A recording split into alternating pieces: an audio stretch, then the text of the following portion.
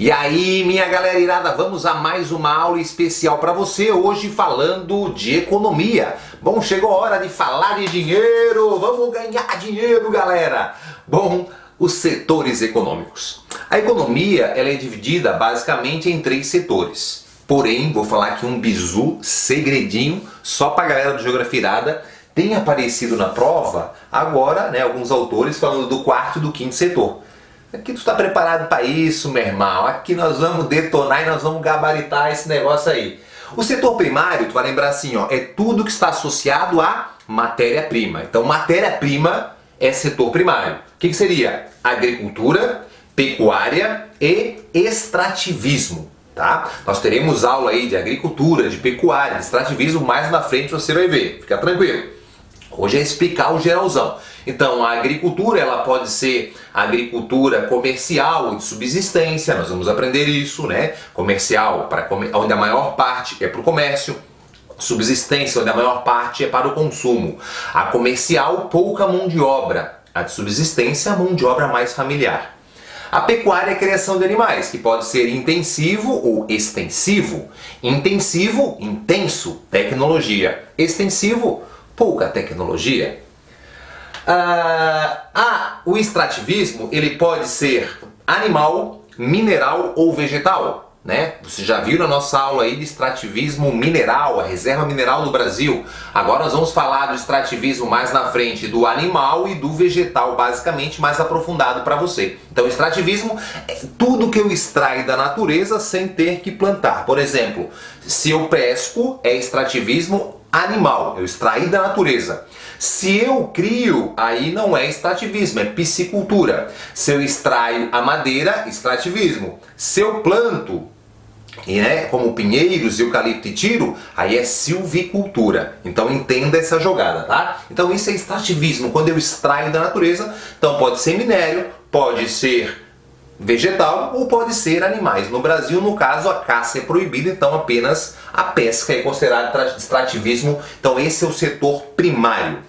O setor secundário é a transformação, então indústria e construção civil. A indústria, ela pode ser indústria de base, que trabalha ali com matéria-prima, indústria de bens intermediários, que faz equipamentos, e indústria de bens de consumo, que ela vai o quê? Ela vai produzir o produto final para a gente consumir. Então esse é o setor secundário. E o terciário é o comércio. Então o primário é a matéria-prima, o segundo a transformação e o terciário a comercialização. Então é o comércio e o serviço, a prestação de serviço, por exemplo, professor. Tá? Então esse é o setor terciário. O setor quaternário que fala agora é tudo que está ligado à tecnologia, à cibernética, à nanotecnologia, à robótica. Esse é o setor chamado de quaternário. Tranquilo? Que cresce muito a partir da revolução tecnológica, que foi evoluindo e vem evoluindo a cada tempo. Então vem aumentando o número de pessoas e é um setor que falta muita mão de obra. E o setor quinário, que seria o 5º setor, então está relacionado a esse setor o que não cobra valor. Então, por exemplo, as ONGs. As ONGs fazem parte do 5º setor, sem valor, não tem obtenção de lucro. Tranquilo? Então essa é o setor da economia. Um país pobre, ele tem essa economia muito no primário e no terciário geralmente, a maior parte da sua população. Ele não produz, ele compra do país rico. O país rico, ele tem muito no terciário e no secundário, ele produz e vende. Um país emergente, como o Brasil, ele tem muito no terciário, a maior parte, e aqui bem próximo, tá? Só que ele vem aumentando a cada ano mais o secundário, ele vem emergindo.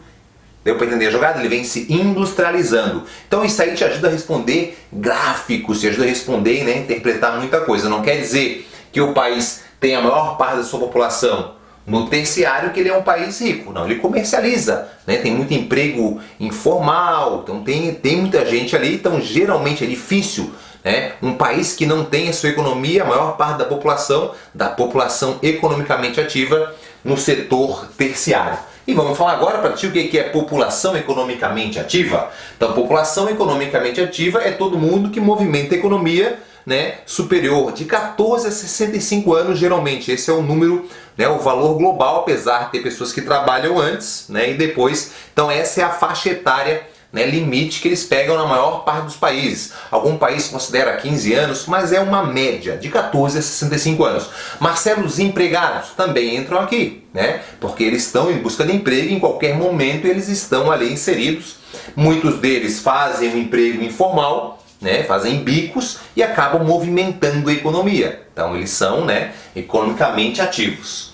No Brasil, 63% da nossa população é economicamente ativa, uma média de 60%. É um número importante para você gravar. O Brasil tem muitos empregados, a gente vê, né, que vem subindo a cada ano, isso é cíclico, momentos que a economia vai crescer, e isso você tem que entender que é cíclico no mundo inteiro. A economia vai crescer, vai chegar no seu auge, vai estabilizar, vai vir uma crise, vai descer, vai subir. Então isso, independente, né, de governo ou não, claro que as medidas do governo podem conter essa queda, porque as economias globalizadas hoje em dia é difícil uma crise que surgir fora do Brasil não interferir na nossa economia, tá? Então, no Brasil, olha o que eu falei para vocês, 21% no setor primário da população, 20% está no setor secundário e quase 60% da população, fechando 100%, no setor terciário. Tá? E claro que eu falei o desemprego. Então nós temos aí um número superior a 10 milhões de desempregados, né? Agora a gente fala para vocês, com toda a crise global que existe, o número ele vai aumentando, né? E o desemprego ele pode ser de dois tipos. O desemprego pode ser um desemprego conjuntural ou desemprego estrutural. O desemprego conjuntural é o desemprego que tem ali, claro, né, a conjuntura, a economia. Vamos supor que um país compra bastante tal, um determinado produto do Brasil, tá? Compra bastante café do Brasil. E aí diminui a compra do café. Então se o Brasil, né, tem muita gente trabalhando nesse setor, nesse segmento, como diminuiu a compra, né, a conjuntura global, vai gerar desemprego nesse setor no Brasil.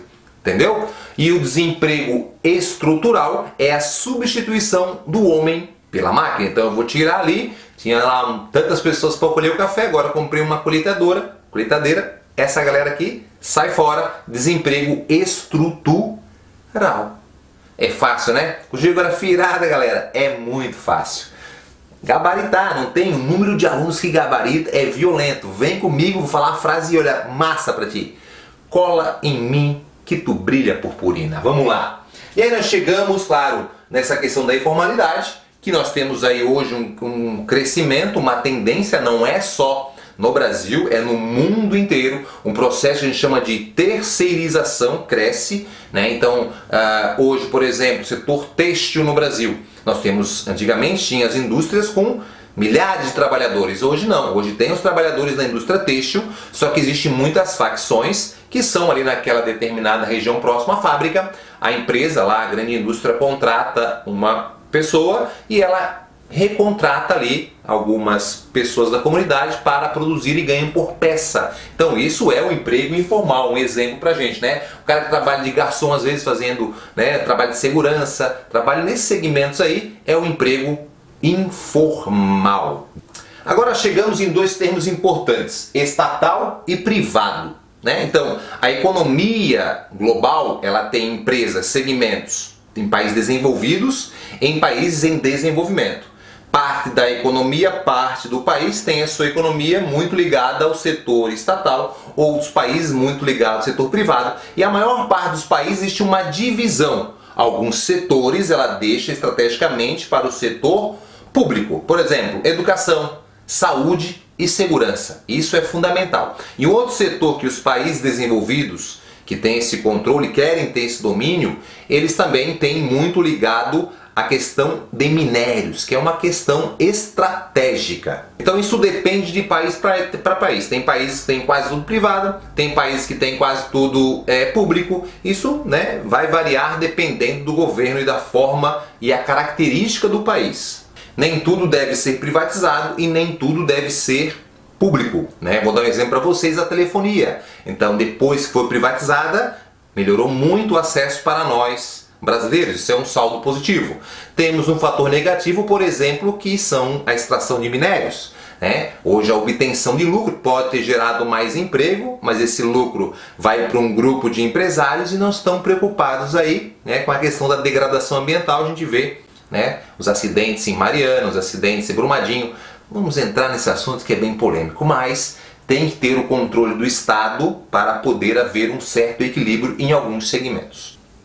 Vamos agora então a teorias políticas e econômicas, e começamos pelo liberalismo, criado lá no século XIX por Adam Smith, e está muito associado ao capitalismo industrial. Então falou essa primeira teoria do liberalismo ao capitalismo industrial. Ele falava, claro, que o mercado se regulava sozinho, então a lei da oferta e da procura vão acabar fazendo aí que a pessoa lucre e assim desenvolva a economia e assim o mercado se regula. Se eu tenho mais produto ofertado, eu tenho esse produto mais barato, se ele falta ele fica mais caro. Esse liberalismo ele vai ser a base de várias revoluções aí, contra a burguesia. A Revolução Francesa, por exemplo, ela se baseia muito contra essa teoria do liberalismo, porque a burguesia ela controlava os meios de produção, obtinha cada vez mais lucro e isso gerava um descontentamento. Outro fator interessante, essas teorias criadas por Adam Smith, Marx e Engels, que eles vão criar o socialismo contrário a essa teoria, que era de Adam Smith, do livre mercado. E eles acabavam criticando que a mão de obra, o trabalhador, tinha apenas como forma de lucro a obtenção através da sua força de trabalho, ficando assim dependente totalmente dos donos de produção, dos meios de produção, que eram os burgueses.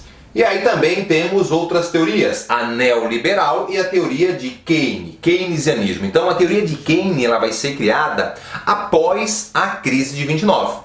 Então Keynes ele cria essa teoria, ela foi no século XX, começo ali do século XX, e ela foi muito ligada a essa questão que o governo, o Estado deve dar as condições básicas para a população. Então o fator social muito presente. Então tem que dar garantia do bem-estar social. Então isso é uma teoria de Keynes. Então quando falar keynesianismo, sabe que é ligado a isso, ao bem-estar social, que o Estado deve garantir as condições básicas da sobrevivência da população, fazendo ali investimento na saúde, na educação. Então essas são as ideias de Keynes, criada após a crise de 29. E o último, o neoliberal. O neoliberalismo ele defende a menor intervenção do Estado. Ela vai começar a bombar também no século XX, a partir mais ou menos da década de 70, ganhando força na década de 80. A partir ali do consenso de Washington, 90, vai bombar. Vários países do mundo vão acabar entrando nessa, como o Brasil, defendendo aonde o Estado deve intervir menos na economia. Então ela incentiva a privatização. Então, dependendo da visão política da pessoa, ela vai preferir um desses modelos. Alguns preferem o keynesianismo, outros o neoliberalismo, o outro o liberalismo e alguns agora criaram um liberalismo social. Então, são teorias aí que vão sendo criadas. O importante é a gente sempre comparar a relação do país. Quando eu falo de liberalismo para um país que não tem muita indústria, aonde o setor financeiro domina a economia, como é o caso do Brasil, isso é mais difícil. Claro que é um sistema muito interessante, apenas o Estado tem que fazer a regulação de algumas ações, para que não haja ali o controle, o monopólio, o dumping, dentre outras práticas comuns aí. Também você pode ver a nossa aula de cartel holding e vai complementar com essa. Eu espero que você tenha gostado aí, tenha entendido. Vamos lá exercitar, vamos lá praticar, vai pro exercício e vamos junto aí detonar e garantir a sua vaga. Até mais, galera!